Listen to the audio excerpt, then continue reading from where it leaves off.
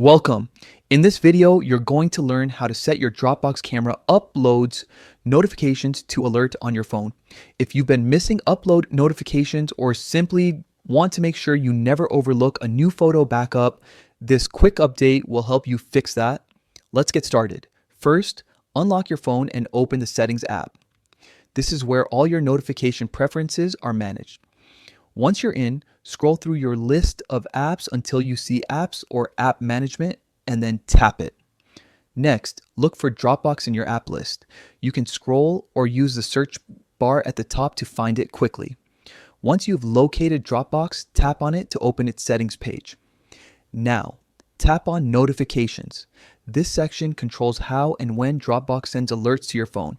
Here you'll see several categories of notifications, depending on which features you use most. To fine-tune what you want, tap on Notification Categories. Within the notification categories, you'll find an option called Camera Uploads.